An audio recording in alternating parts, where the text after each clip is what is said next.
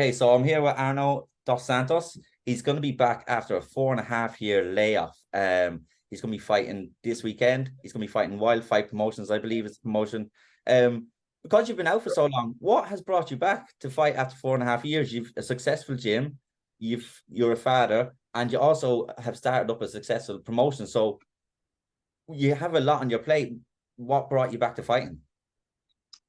Well, what took me out of fighting first? I'll answer. What took me out of fighting was 4.5 years ago in my last fight, I broke my nose, and I got my nose broke, and it never healed properly for quite a wee while. And my wife was pregnant at the time with my son Ezra, and by the time and we were moving house as well, so there was so much on the line and we were opening up hybrid, so there was so much going on that um I never got back in due to the nose break, and then moving house, wife pregnant, opening a gym, and then COVID hit, and then that's how that sort of put me on a big break.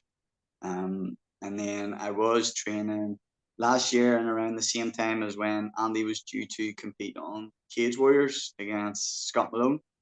I was training alongside Andy, and that's when I was sort of trying to get myself built up as well to get ready to compete again. And I was sort of in my head subconsciously like, I'm going to train with Andy in case. Cause there was a couple of flyweights. I think there was like two flyweights maybe on the card. Andy being one and another one I think on the cage where. And I was like, I'll just keep training in case something happens. And then like Coach Rodney would say, if you're always ready to go, then you never know what opportunities come up. So I was training along with Andy. Andy unfortunately got himself injured. The fight was offered to me. I was going to take it, but then in my head, my first thought was like, I can't get hurt because Andy was out. He was needing surgery. He was out for 8 weeks. So as soon as I had that thought, and I spoke to Reese McKee about it, because he was one of the persons I rang straight away, because Reese said to me also, like, I think you could get a shout, get this fight in the ball. And then I was like, happy days, I'll take that. And then as soon as I come off the phone, I rang him back. I was like, I don't think I can take it, because his first thought process was like, I can't get hurt. I have a responsibility to the students, so I think we were going to run our second promotion at the time as well. I was coming up and all the guys were fighting on it. I was like, but the two of us can't be out, injured. So that went from very quickly being, yes, SSE to, oh no, can't. So then I kept training, and then unfortunately my dad passed away in October, and that sort of threw everything off. So it did, and then I wanted to get back into training, but when you don't have a date, you don't have anything sort of in plan. You just sort of make excuses, and you tell yourself, "Oh, sure, I'll do that next time. I'll do that next time," or I'll just do one round. I don't need to keep doing more rounds. You procrastinate. So that's what I sort of did from October until May, and then after the event, I thought, right, I ran a good event. I'll be a bit selfish here. I got that sort of fire in my belly. I was like, I want to sort of get a fight. And then I sort of manifested this because then Josh from Wild Fight Promotions messaged to see if we had any guys interested for his show, any fighters. And then I spotted Pro Flyweight, and I just said, here's my record. Who's this? I'm keen if they're happy to take this fight. And it's Jack Young, and they replied. I think it was like a week later. They replied and said, yeah, they'll take the fight.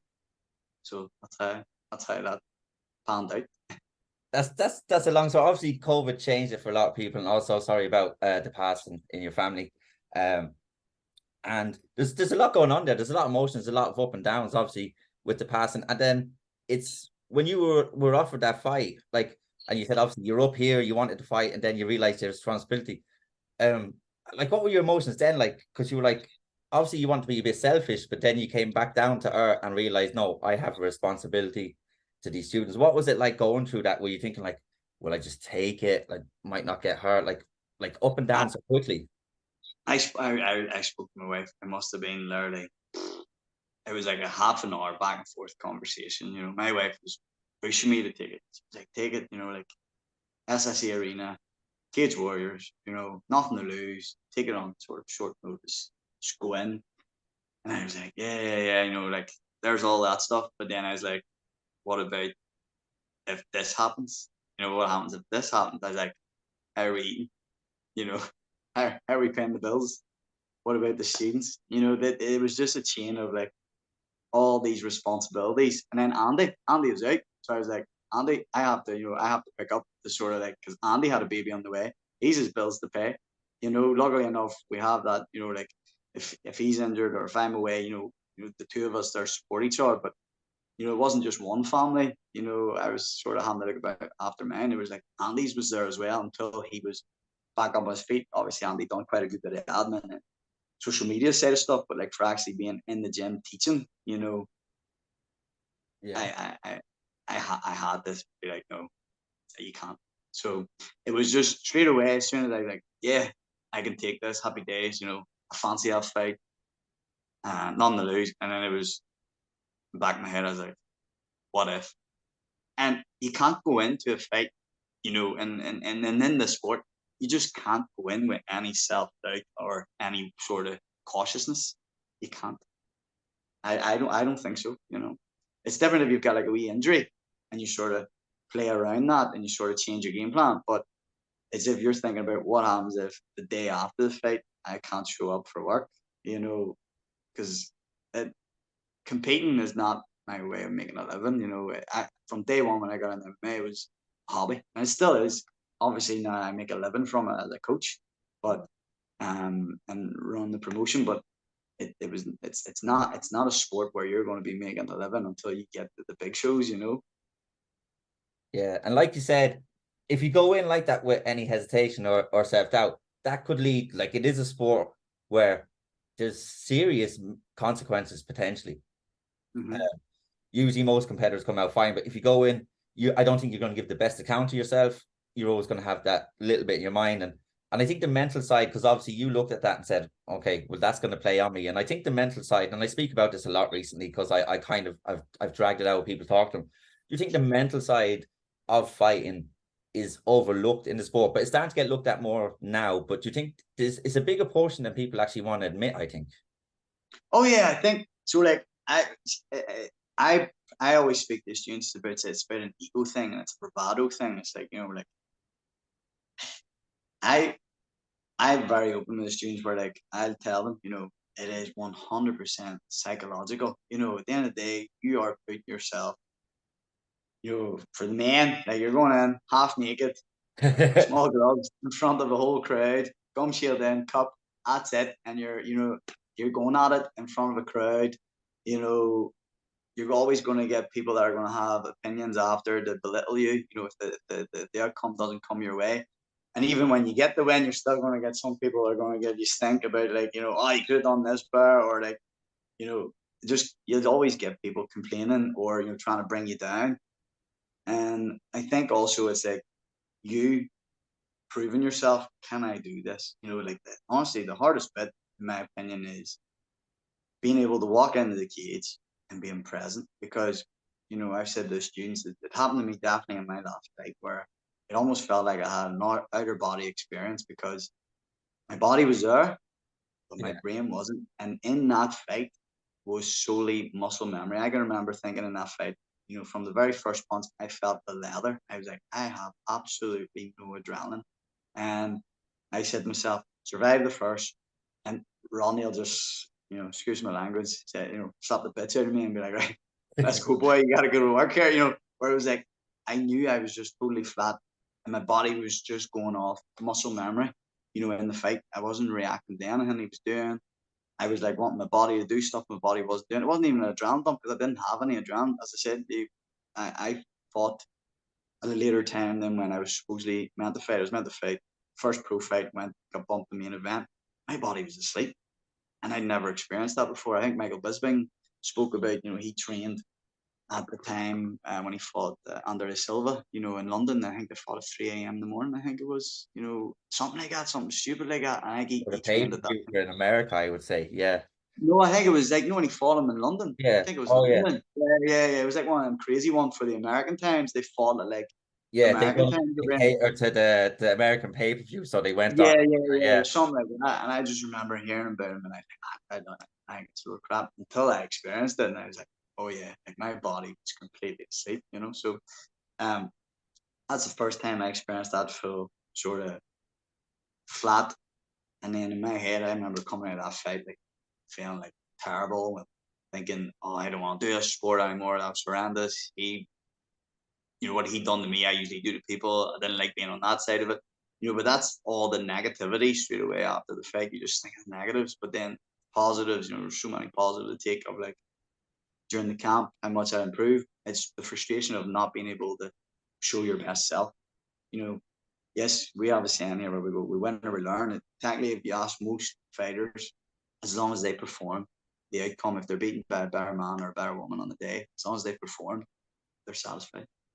Yeah, no, I talk to a lot of fighters, and that's what they say, especially when they get knocked out early or a fight finished early. They said, I wish I got to show. Like I said, if I don't win, if I just get to show what I've done. But with that, your body being asleep, how long notice did you get that you were actually going to be fighting at the later time? I literally showed up on the weigh-in day. It was the day before, so I showed up on the Friday to weigh in, and when the guy picked us up, he was like, "Oh, the main event's pulled out. You've just been bumped up." So it was like the day before. Wow. So obviously you would, leading up to a fight, I've talked to fighters, and I don't know if I'm saying with Chef, they like to familiarize themselves with things they do, like in a fight simulation, like that, the times, the people they have around them. So is that Yeah, something you would have done, and you would, I don't want to say robbed of it, but you were going in and it was kind of on the spot. How did you react during the day? Like I said, did you get amped up earlier when you were maybe supposed to fight, and like I said, there was no adrenaline, or did you feel flat all day? so another edge, like as I said, I take a lot away from it. I learned a lot from the experience.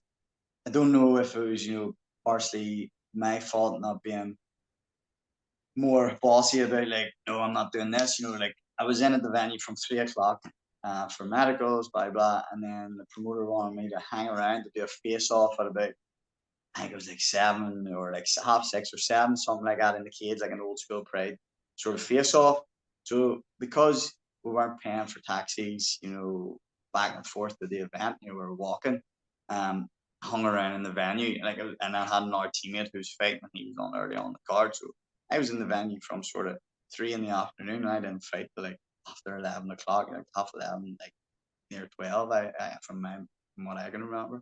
Um, I was flat. I tried to go to sleep, but I was in that room in the environment, seeing these guys warming up. I was feeding off the energy of the guys fighting. Like they just came back in, they've won, or they came back in, they got beat, and I'm feeding off all these other amateurs and fighters coming in and out. Went out to sort of watch the show, and you're sort of hanging around. I think that just drained me as well. So when I went for me to go out and fight, I just felt like my body was definitely asleep, because I was in bed the whole time during that camp, 10, half 10 at the latest. So I was meant to be fighting, I'd say around 8, half 8, 9, 9 latest max, which I would have been training naturally up in next gen and around those times anyway. So my body was used to exercising and training that time. But it came 10 o'clock. I mean, I was yawning. I tried to go for a sleep. And then I remember Ronnie's like, "Oh, we're going to sleep now, man." Because you get seen, you get warmed up. And then I think something happened, and then the show got delayed. It was just this onset. Like, I'm not taking anything away from Tom on the day. He put me away in first. He was very good, but I didn't show my best self because I wasn't there. And, I know I wasn't there. So Yeah. a lot was learned.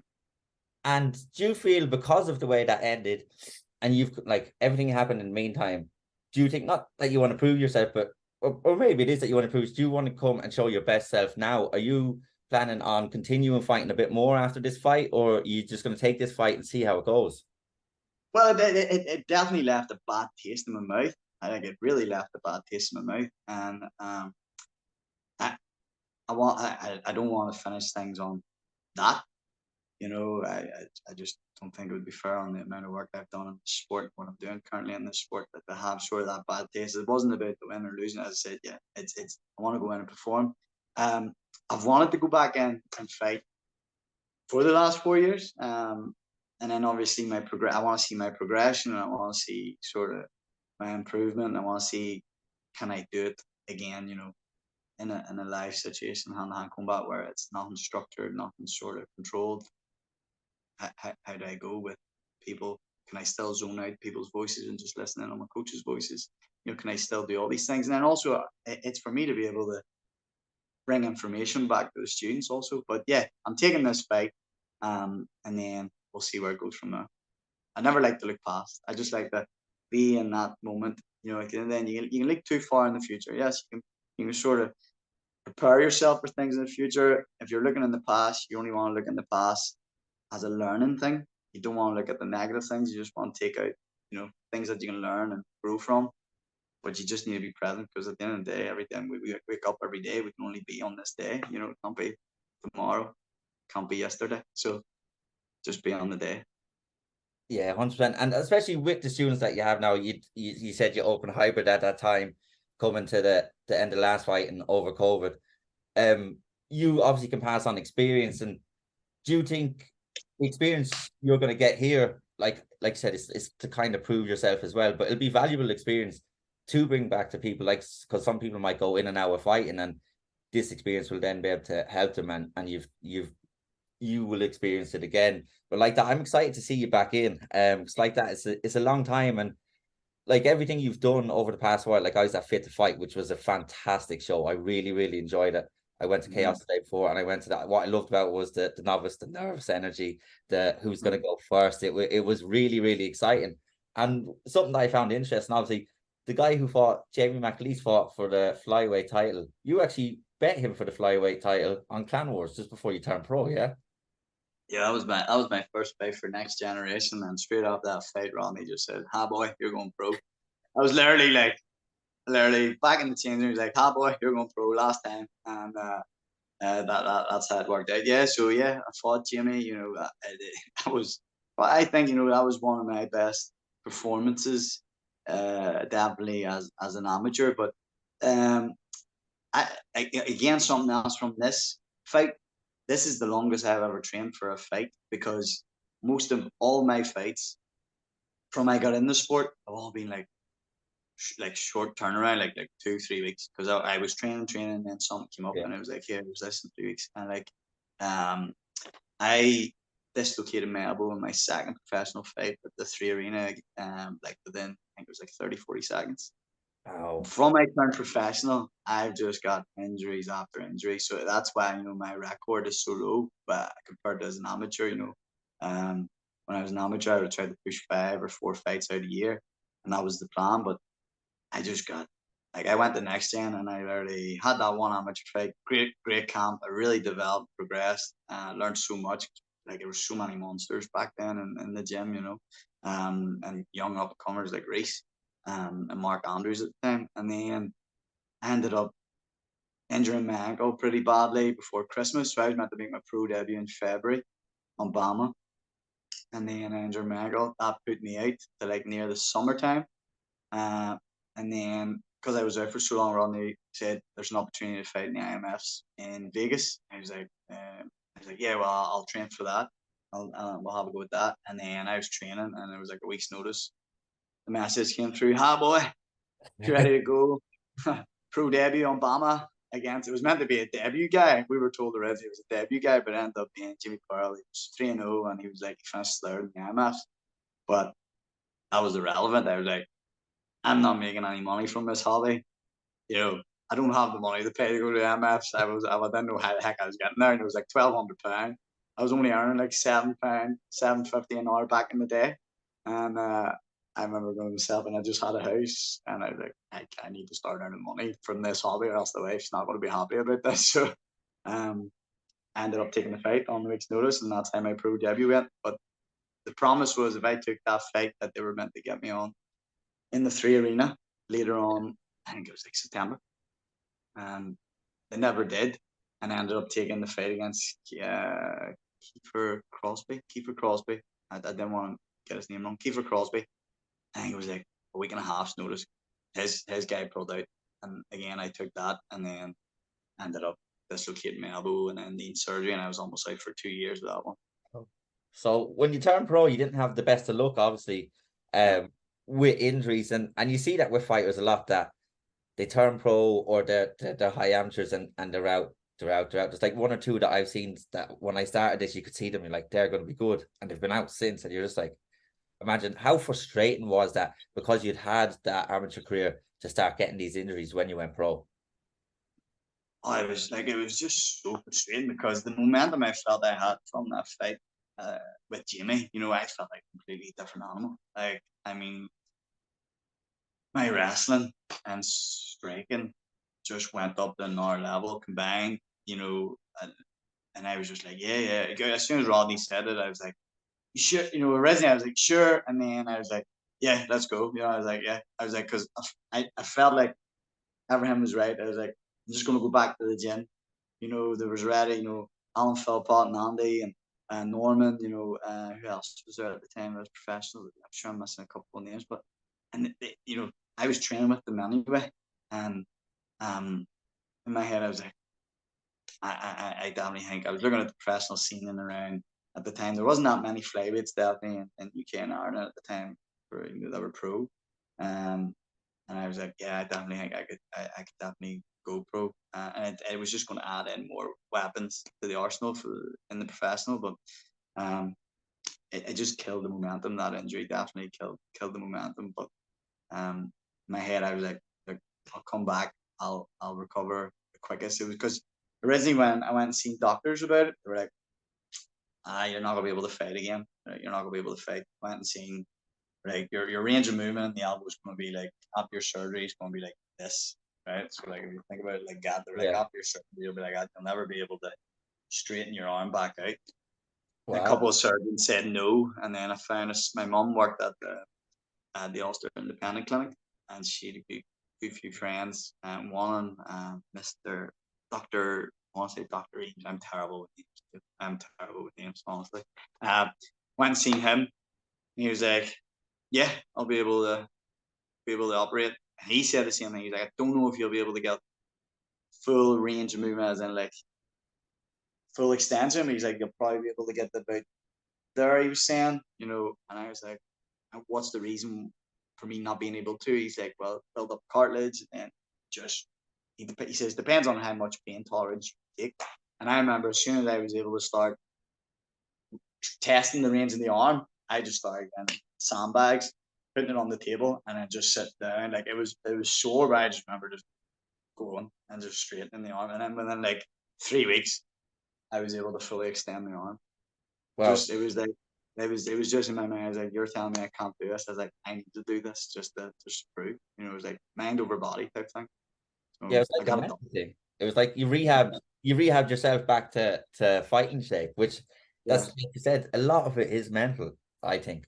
Like so many things are Oh, mental. like our bodies are like I always say this, you know, our bodies are temples. You know, they're gifts. If you look after them properly, you know, they'll do wonderful things. Especially if you train them and push them, like they can push really far. It's just how much you want to go in the head, you know.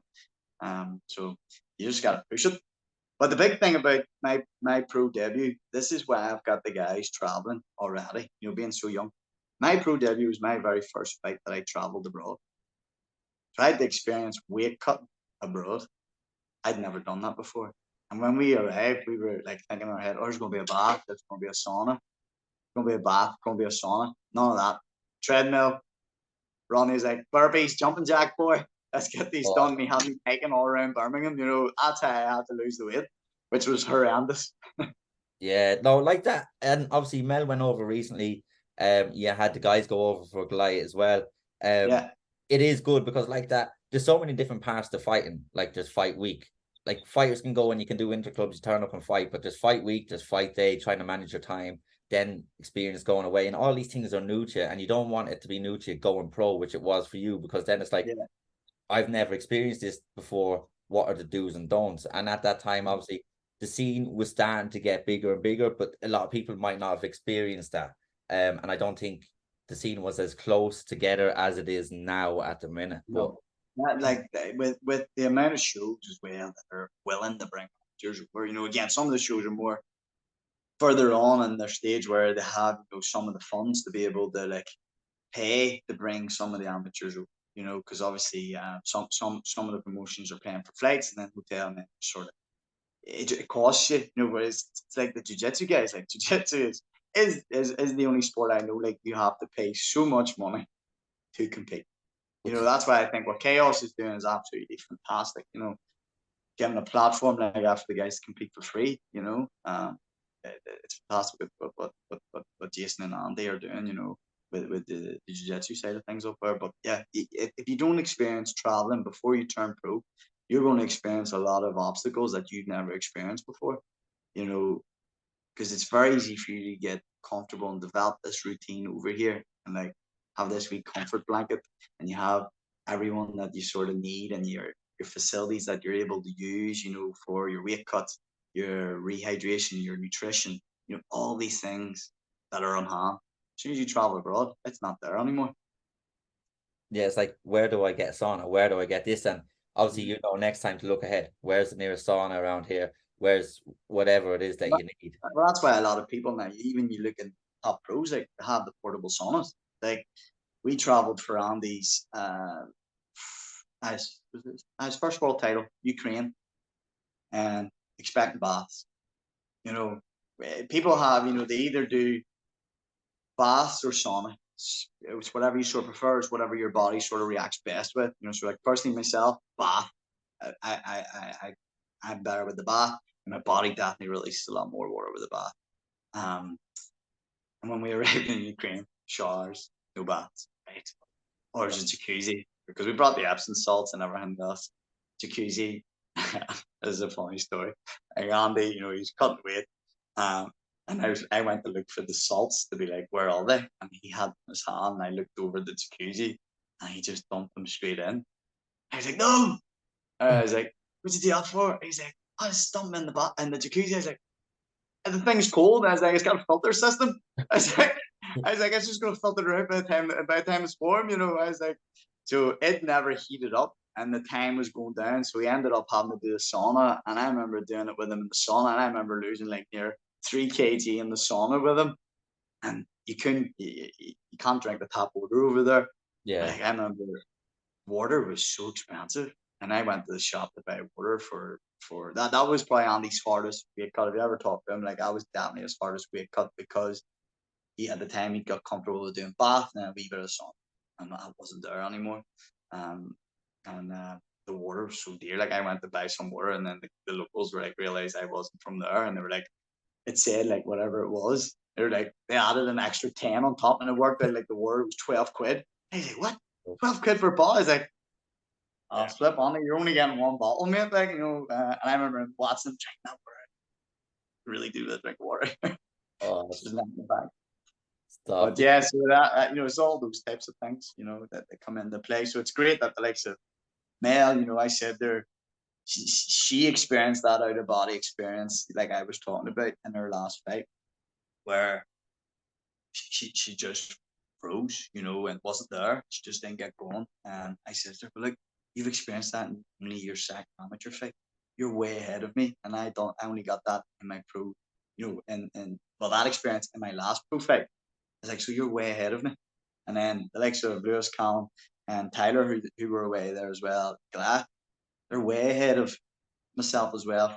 When I was an amateur, because I never traveled. So it's good that they're getting out of the system, because it's irrelevant, whether they got picked up losses, but what they've learned from it is huge. Yeah, it's invaluable what they've learned from those experiences going forward. And like I said, there's so many shows that like UKFC, Goliath, they're all bring. You see, every English show usually has about 3 to 4 to 5 maybe Irish fighters. They usually bring them from the same kind of gym, like yours were hybrid. They might bring Rhino. Yeah, like we've been getting quite a few messages. Like I'm really like from, I think it was from Mail went. So I don't know if they're contacting UKFC like or looking at the cards, like where are they getting their fighters from? Which I would do that if there was, that's what I would do. I would just go be like, where are they getting from? Like I'm always keeping an eye on seeing where the females are coming from. So like making a note, because obviously females are hard to find. We've quite a few now on the island, which is great. But you're always keeping an eye for specific weights for our own guys. I'm keeping an eye on backwards. I'm like, yeah, well, they're from that gym. Make a note, maybe give them a shout. But they must be doing that. And we've been getting like quite a few shows from England contacting us. So if we don't have anyone, I just pass it on to any of the clubs that sort of support us. Be like, here's an opportunity. If you have any guys here, give them a shout, So Yeah, pass no, it on. it is good. Like I said, with social media, stuff like that, it's so easily shared. It's so easy to find maybe like replacements and stuff like that. But we're going to get back to you. This weekend, obviously. How are you feeling? Like, how's the camp gone? The camps went very well. Very, very well. I'm actually surprised at how well it's went. I feel very fit, very strong, fast. they're all the cliches. But yeah, I ended up having to sort of do a bit more private sort of one-on-one training just to suit it around my lifestyle with my son, and then because my wife started a new job, and I would have my son more now as well, because my wife's new job. Um, but I was lucky that my in-laws have supported me, that I've been able to sort of drop them off for an hour or two here, so as I get some training, and then so I've been doing some of my private training with Brian Morgan, a boxing coach. He's been fantastic. Andy he trained him, when he was when he picked up his world titles, and I ended up training with Brian. I jumped into a couple of sessions with him. I reached out to him. We've been trying to reach out to him anyway from we've opened the gym to get him in. But I said to him, like, hey, Brian, if it suits you, I'll come down to you. But he's been fantastic. I had my last session with him tomorrow night, and just these simple things that he's tweaked. That in my head, I was telling myself I was doing certain things, and he just like simplified it and you know explained it better to me for me to understand it. And then I've been obviously been able to implement it in my coaching. So I love nothing more than being a coach. Like, I have ego wise, you tell me I'm doing something wrong, I can take constructive criticism all day long, and I love it. It's like when the guys come to the show, and I'm like, give me constructive criticism because there's bound to be something we're doing wrong. But with myself, so I was training Brand. I've been going to Blackwood Muay Thai with Jimmy Crawford, getting some rounds in with those monsters in that gym. So it's like there's Garrett and Niall, and they have just so many versions of them. And Jamie, it's ridiculous. Like, there's so many bodies there. So Jamie reached out to me once I announced the fight, and he said, look, I have bodies in around the weight for you to come down and get rounds, which was great. I was like, happy days, I'm going to go down and do that. And then I brought some of my guys down as well, just to get them out of their comfort zone. Just going to another gym is fantastic. And then I was also going to Donard's sort of private boxing class every Thursday, which has been fantastic because it's the likes of Reese McKee and Paul Hughes. Who else is all in the class there? I feel like I'm missing names. There's big Cal McGarkin and loads of the FAI ones. Loads of cage warrior guys, like all elite athletes. And I just wanted to put myself back in that environment. All like alphas, just animals.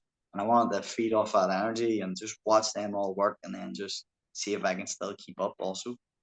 So that, and then been going up to FAI, Liam and Pat open the doors up and says, look, you're more than welcome to come up and get rounds in here as well. And that's been fantastic. So I've been sort of going up every second week to get rounds in up there, because they have some monsters at flyweight. Oh my goodness, they have some monsters. Jared Burns, Kieran Coogan, and Damien McGuigan. Yeah. I mean, the three of them are absolute monsters. Like, see Kieran Coogan and Damien McGuigan. For their age. Are Unbelievable. wee whippets, like wee whippets. I mean, shocking. Like that is the next generation. And then Jared Burns, for only being in the game for, I think it's about 4 years. I think he's only in the game about 4 years. His fight IQ and knowledge is fantastic. He's one to keep an eye for. Like, I'm really excited to see those three guys progress in the sport. But they've been fantastic. No egos. Came in, and they've just been fantastic. Made me work. I wanted to get beat up. I think Ryan Curtis is there also. He's fantastic as well. Gentleman. Hard to understand, but gentleman. And I have to really respect. I think I got rounds in last week.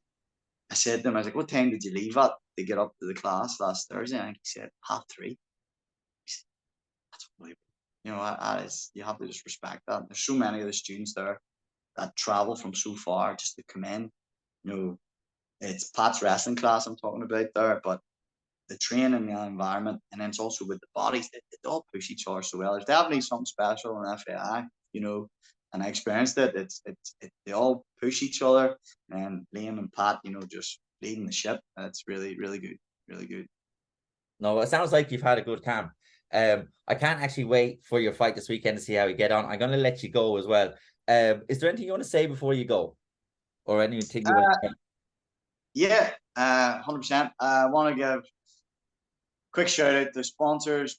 Body Fuel Belfast came on board and sponsored me from something, so I want to thank them very much. SG and Jones and Sons Building Merchants, they were with me before and they jumped back on. Prince two brothers, Stephen and Chris been with me from day one. Her agency, Stephen is on board as well, always supporting me. And then obviously the hybrid crew and Next Generation up in Ballymena, and then obviously all the guys that have helped me out for this camp. Perfect. I want to wish you the best of skill, and I will talk to you soon. Just 1 second.